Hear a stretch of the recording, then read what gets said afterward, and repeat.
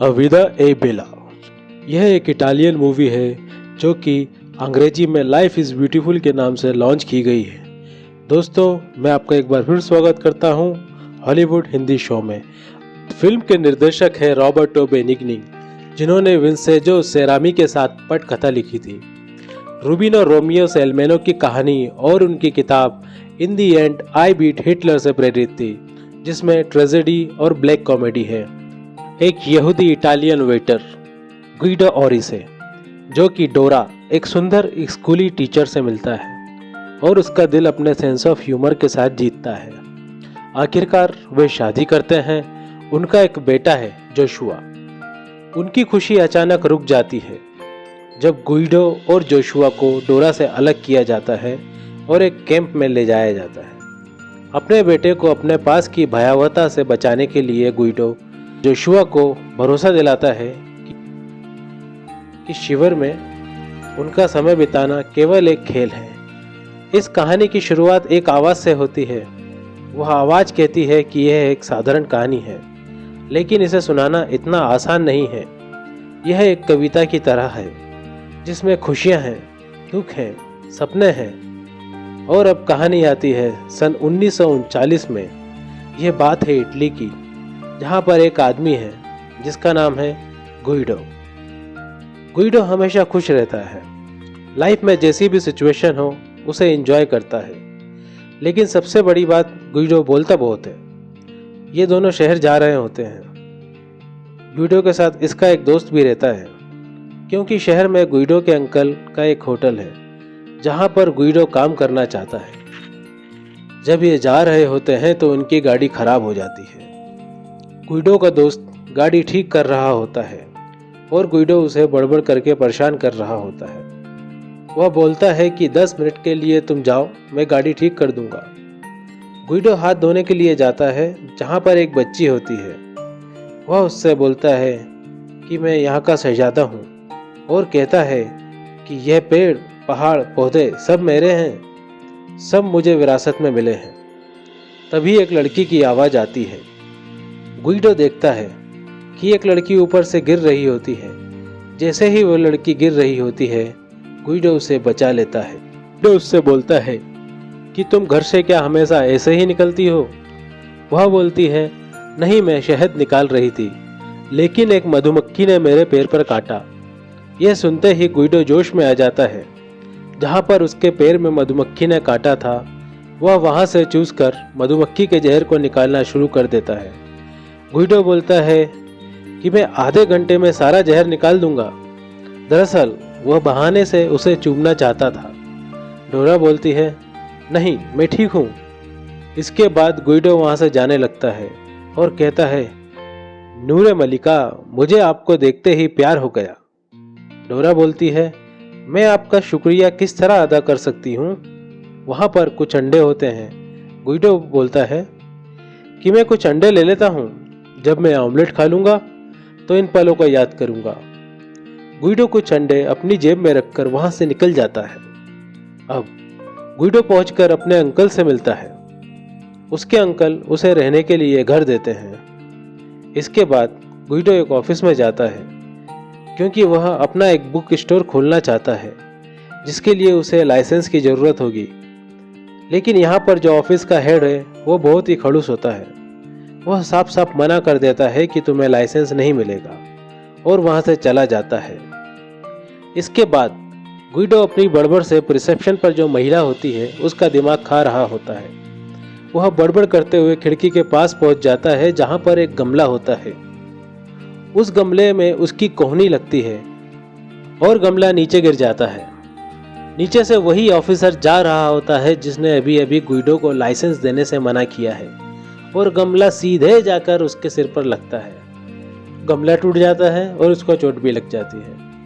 वह तुरंत भागता हुआ नीचे जाता है और उसके कपड़े साफ करने लगता है, और उसके हाथ में जो अंडे होते हैं वह ऑफिसर के हेड के ऊपर रख देता है। दरअसल ऑफिसर ने अपनी हेड उतारकर गाड़ी के ऊपर रख दी होती है। वह ऑफिसर बोलता है कि अब मैं देखता हूँ कि तुम्हें लाइसेंस कैसे मिलता है, तुम्हारी दुकान कैसे खुलती है। गुस्से में ऑफिसर अपनी हेड पहन लेता है जिसके अंदर अंडे हैं और सारे अंडे उसके सिर के ऊपर फूट जाते हैं। इस बात से गुस्सा होकर ऑफिसर गुइडो का पीछा करने लगता है। गुइडो एक आदमी की साइकिल लेकर भाग जाता है और वह आदमी उसका पीछा कर रहा होता है। भागते भागते गुइडो एक लड़की से टकराता है। यह वही लड़की होती है जिसे मधुमक्खी ने काटा था। उसे देखते ही गुइडो कहता है कि खुशामदीद नूरे मल्लिका। लेकिन गुइडो उससे ज़्यादा देर बात नहीं कर पाता क्योंकि उसके पीछे वह ऑफिसर पड़ा होता है और गुइडो वहाँ से चला जाता है। इसके बाद यह दिखाया है कि गुइडो अपने अंकल के होटल में काम करना शुरू कर देता है। यहाँ गुइडो वेटर का काम करता है। उसी होटल में बार बार एक आदमी आता है जो पेशे से एक डॉक्टर है। इस डॉक्टर को पहेलियों का शौक है। अगर इससे कोई पहेली पूछ ले तो जब तक डॉक्टर जवाब ना निकाल ले उसे नींद भी नहीं आती और भूख भी नहीं लगती। गुइडो डॉक्टर के पहेलियों का बहुत जल्दी जवाब ढूंढ लेता है, इसीलिए गुइडो से डॉक्टर की अच्छी जान पहचान हो जाती है। एक दिन गुइडो के अंकल के होटल में एक आदमी आता है। यह एक टीचर है जो रोम से आया है और अगली सुबह इस टीचर को उसी स्कूल में जाना होता है जहाँ पर डोरा पढ़ाती है। दरअसल डोरा एक टीचर होती है। गुइडो अगली सुबह उस आदमी की जगह वक्त से पहले डोरा के स्कूल में पहुँच जाता है। वह डोरा से बात करता है और कहता है कि मैं तुमसे संडे को मिलना चाहता हूँ। डोरा कहती है कि मैं संडे को ओपेरा देखने जा रही हूँ। इसके बाद गुइडो वहाँ बच्चों के साथ बहुत मस्ती मजाक करता है। जब वहाँ पर असली आदमी आ जाता है तो गुइडो खिड़की से कूदकर भाग जाता है। अब संडे आता है। गुइडो उसी ओपेरा थिएटर में जाता है जहाँ पर डोरा भी होती है। डोरा उसी आदमी के साथ होती है जिसके सिर पर गुइडो ने गमला फोड़ा था। अब ओपेरा खत्म होता है। डोरा उस आदमी के साथ घर वापस जा रही होती है, लेकिन बाहर बारिश हो रही होती है। वह आदमी जब गाड़ी लेने के लिए जाता है तो वहाँ पर गुइडो अपने दोस्त की गाड़ी को लेकर आ जाता है। उसके दोस्त की गाड़ी और उस ऑफिसर की गाड़ी लगभग एक जैसी होती है। डोरा गाड़ी में बैठ जाती है। उसे लगता है कि यह वही ऑफिसर की गाड़ी है जिसके साथ वह थिएटर में आई है, लेकिन अंदर गुइडो होता है। दोनों बहुत सारा टाइम एक दूसरे के साथ बिताते हैं। गुइडो डोरा से बोलता है कि मैं तुमसे बहुत प्यार करता हूँ। हालांकि डोरा इस बात का जवाब नहीं देती, लेकिन डोरा भी गुइडो से प्यार करने लगती है। इसके बाद गुइडो वहाँ से चला जाता है। एक दिन गुइडो के होटल में एक पार्टी होती है। यह एक एंगेजमेंट पार्टी होती है। बाद में उसे पता चलता है कि यह एंगेजमेंट पार्टी डोरा की है। डोरा की एंगेजमेंट उसी आदमी से हो रही है जिसने उसको लाइसेंस देने से मना किया था। ये सब देखकर गुइडो बहुत दुखी है क्योंकि वह डोरा से बहुत प्यार करता है, लेकिन गुइडो अपना दुख किसी को नहीं दिखाता। इसी बीच डोरा को मौका मिलता है जब वह गुइडो के सामने आ जाती है। दरअसल टेबल के नीचे गुइडो ने कुछ गिरा दिया होता है और उसे उठा रहा होता है। डोरा भी टेबल के नीचे आ जाती है और गुइडो को किस करती है और कहती है कि मुझे यहाँ से ले चलो गुइडो। अब गुइडो वहाँ से चला जाता है। डोरा जब सबके साथ खाने की टेबल पर बैठी होती है तो गुइडो अपने अंकल के घोड़े पर बैठकर आता है और वह डोरा से बोलता है कि क्या आप मेरे साथ चलेंगी नूरे मल्लिका। इससे पहले कि वहाँ पर बैठे लोग कुछ समझ पाते, डोरा उसके साथ घोड़े पर बैठकर वहाँ से निकल जाती है। इसके बाद गुइडो डोरा शादी कर लेते हैं। धीरे धीरे वक्त बीतता है और गुइडो और डोरा का एक बेटा भी है जिसका नाम है जॉर्ज। गुइडो अब होटल में काम नहीं करता, बल्कि उसकी अपनी खुद की एक किताबों की दुकान है। इनका परिवार एक खुशहाल परिवार होता है क्योंकि यह सब एक दूसरे से बहुत प्यार करते हैं। लेकिन यह वो वक्त होता है जब सेकेंड वर्ल्ड वॉर चल रहा था। उस समय दुकान के बाहर लिखा होता है कि ज्यूश और dog are not allowed. George अपने पिताजी से पूछता है कि उन्होंने ऐसा क्यों लिखा है। उसके पिताजी बोलते हैं मुझे नहीं पता, बस ये लोग हमें पसंद नहीं करते। जॉर्ज का बर्थडे आता है। उस दिन उसकी नानी बहुत सालों बाद उससे पहली बार मिलने आ रही होती है। डोरा अपनी माँ को लेने के लिए बाहर जाती है। जब वह अपनी माँ के साथ वापस आती है तो देखती है कि घर का सारा सामान बिखरा होता है। ना वहाँ पर गुइडो होता है, ना ही जॉर्ज होता है। दरअसल उन दोनों को जर्मन सिपाही पकड़कर अपने साथ ले गए होते हैं। डोरा उस जगह पर जाती है जहां से ट्रेन से सभी कैदियों को किसी कैंप में भेजा जा रहा होता है। डोरा बोलती है कि मैं भी उनके साथ जाना चाहती हूँ क्योंकि मेरा परिवार वहाँ पर है। वे लोग डोरा को भी उसी ट्रेन में बिठा देते हैं। जब वे लोग कैंप में पहुँचते हैं तो डोरा को उसके परिवार से अलग कर दिया जाता है क्योंकि फीमेल के लिए अलग कैंप होता है और मेल के लिए अलग कैंप होता है। इसी बीच जॉर्ज कई बार अपने पिताजी से पूछता है कि हम कहाँ जा रहे हैं। उसके पिताजी बोलते हैं कि कोई खेल चल रहा है, यहाँ पर सिपाही हमें बताएंगे कि क्या करना है और जो इनकी बात नहीं मानेगा उसे खेल से निकाल दिया जाएगा। गुइडो अपने बेटे से बोलता है, अगर तुम इस खेल में जीतना चाहते हो, फर्स्ट आना चाहते हो, तो तुम्हें बहुत सावधानी से चालाकी से काम लेना होगा। पर उसका बेटा पूछता है कि फर्स्ट प्राइज क्या है पापा? उसके पापा बोलते हैं, यह एक असली टैंक है। गुइडो के बेटे को टैंक से बहुत लगाव होता है। अब गुइडो और जॉर्ज एक बहुत बड़े हॉल में जाते हैं। जब वह अंदर हॉल में जाते हैं तो गुइडो एकदम हैरान हो जाता है क्योंकि वहाँ पर बहुत सारे लोग होते हैं जो कैदी की ड्रेस में होते हैं, लेकिन गुइडो अपने चेहरे पर एक भी शिकन नहीं आने देता। उसके पिताजी कहते हैं, यहाँ पर सब इसलिए चिल्लाते हैं क्योंकि सब जीतना चाहते हैं, क्योंकि इनाम बहुत बड़ा है। जॉर्ज कहता है कि मुझे घर जाना है, मुझे मम्मी के पास जाना है। उसके पिताजी कहते हैं कि एक बार हम यहाँ पर जीत जाएं, उसके बाद घर चले जाएंगे। जॉर्ज बोलता है कि जीतने के लिए क्या करना पड़ेगा? उसके पिताजी कहते हैं, जीतने के लिए तुम्हें 1000 पॉइंट इकट्ठे करने पड़ेंगे। एक बार जब हमारे पास 1000 पॉइंट्स हो जाएंगे, इसके बाद हम गेम में फर्स्ट आ जाएंगे और तुम्हें टैंक के ऊपर बैठाया जाएगा। तभी वहाँ पर एक जर्मन ऑफिसर आता है। वह पूछता है कि किसी को जर्मन आती है क्या? गुइडो झूठ बोल देता है और कहता है कि हाँ, मुझे जर्मन आती है। जर्मन ऑफिसर उसे वहाँ पर बुलाता है और वहाँ के कायदे कानून बताने लगता है ताकि गुइडो अपनी भाषा में सबको बता सके कि क्या करना है। अब जर्मन ऑफिसर एक एक करके वहाँ के रूल्स बताता है और गुइडो अपनी भाषा में गेम्स के रूल बताने लगता है ताकि उसके बेटे को उस पर यकीन हो जाए, क्योंकि उन जर्मन ऑफिसरों को उसकी भाषा नहीं आती। जिस तरह के हाव भाव जर्मन ऑफिसर प्रकट करता है, उसी तरह के हाव भाव गुइडो भी प्रकट करता है और बताता है कि इस गेम को जीतने के लिए 1000 पॉइंट इकट्ठे करने पड़ेंगे। जो हार जाएगा उसे गेम से निकाल दिया जाएगा और जो जीतेगा उसे एक असली टैंक के ऊपर बिठाया जाएगा। उसका बेटा यह जानकर खुश हो जाता है क्योंकि उसे टैंक बहुत पसंद है। दरअसल गुइडो नहीं चाहता है कि उसके बेटे को असलियत का पता चले, इसलिए वह अपने बेटे को गेम में उलझा कर रखना चाहता है। अगले दिन गुइडो सभी कैदियों के साथ काम पर जाता है। वहाँ पर काम बहुत कठिन होता है। जब शाम को लौटकर वह घर आता है तो सारे कैदी बहुत थके हुए होते हैं, जो आते से ही सो जाते हैं।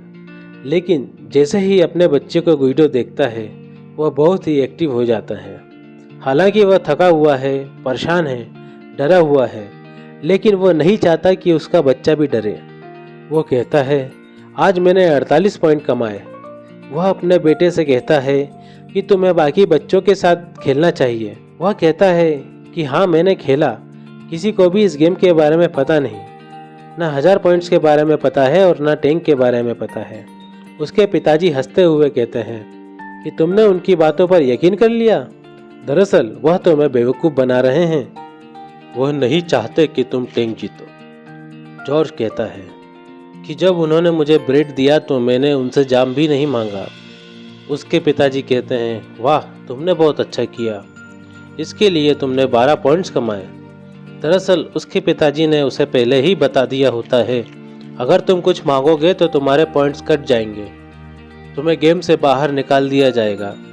इसके बाद गुइडो अपने बच्चे के साथ सो जाता है। अगले दिन सुबह जब वह काम पर जाता है तो उसका बेटा वहाँ पर आ जाता है जहाँ वह काम कर रहा होता है। गुइडो बोलता है कि बेटा, तुम यहाँ क्या कर रहे हो? वह कहता है, सारे सैनिक बच्चों को नहाने के लिए ले जा रहे हैं, मुझे नहाना पसंद नहीं है, मैं नहीं जाऊँगा। जॉर्ज अपने पिताजी से पूछता है, पिताजी आप क्या कर रहे हैं? उसके पिताजी बोलते हैं, मैं तुम्हारे लिए टैंक बना रहा हूँ, हम सब यहाँ पर टैंक का काम कर रहे हैं। वह अपने बेटे को कहता है कि तुम यहीं कहीं छिप जाओ ताकि कोई तुम्हें देख न सके। दरअसल लकीली जॉर्ज वहाँ बच जाता है, जॉर्ज वहाँ छुप जाता है। यहीं पर जर्मन सोल्जर जितने भी बच्चे और बूढ़े होते हैं उन्हें यह बोलकर ले जाते हैं कि तुम्हें नहाना है, और सब लोग उस हॉल में जाते हैं और उसके अंदर जहरीली गैस ऑन कर दी जाती है जिससे सारे बच्चे और बूढ़े मर जाते हैं। लेकिन जॉर्ज बच चुका है। एक दिन उस कैंप में डॉक्टर सारे बंधुओं का चेकअप करने के लिए आते हैं। जो सही नहीं होते उन्हें मार दिया जाता है। लेकिन जब डॉक्टर गुइडो के पास पहुंचता है तो वो बताता है कि ये ठीक है। यह वही डॉक्टर होता है दोस्तों जो उसके अंकल के होटल में आया करता था। डॉक्टर गुइडो को बताता है कि यहाँ पर बहुत बड़ी पार्टी होने वाली है और उसे वहाँ पर वेटर का काम करना है। अब गुइडो अपने हॉल में जाता है। वह देखता है कि वहाँ पर जॉर्ज नहीं होता। दरअसल उसका बेटा डर के मारे छिप गया है। जब वह अपने बेटे से पूछता है कि क्या हुआ तो उसका बेटा बताता है यहाँ के जो सैनिक है वह हमें मारकर बटन और साबुन बना देंगे। एक आदमी को मैंने यह कहते सुना। इस पर गुइडो बहुत हंसता है। हालांकि गुइडो अंदर से खुद भी डरा हुआ है क्योंकि यहाँ पर एक एक करके लोगों को मारा जा रहा है। लेकिन वह हंसता है और बोलता है कि कभी ऐसा हो ही नहीं सकता। धीरे धीरे वह अपने बेटे को यकीन दिला देता है कि यह सब झूठ है। अब उसका बेटा बोलता है, पिताजी मुझे यहाँ पर नहीं रहना, तुम भी यहाँ से चलो। उसके पिताजी कहते हैं ठीक है तो चलो, वैसे भी हम लोग यह गेम जीतने वाले थे। और वह अपने बेटे को बहला फुसला कर मना लेता है। उसका बेटा कहता है कि ठीक है पिताजी, अब हम लोग यहाँ से जीतकर ही जाएंगे। उसके बाद मैं एक असली टैंक के ऊपर बैठूंगा। अब वह दिन आ जाता है जिस दिन पार्टी में गुइडो को वेटर का काम करना है। उस दिन बाहर से बहुत सारे जर्मन मेहमान आए होते हैं। उनके साथ बच्चे भी होते हैं जो बाहर छुपन छुपाई खेल रहे होते हैं। यहाँ पर बहुत सारे बच्चे छिप जाते हैं जो देखकर गुइडो भागता हुआ हॉल में जाता है और वह जॉर्ज को उस जगह ले जाता है जहाँ पर बच्चे छुपे हुए हैं, जहाँ पर बच्चे खेल रहे हैं। वह अपने बेटे को कहता है कि जाओ उस डब्बे के अंदर देखो, वहाँ पर एक बच्चा छुपा हुआ है।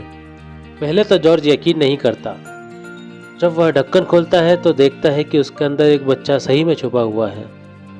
इस तरह से जॉर्ज को यकीन हो जाता है कि यहाँ पर बच्चे भी हैं। तभी उसे एक जर्मन गार्ड देख लेती है। वह सोचती है कि यह कोई जर्मन बच्चा है।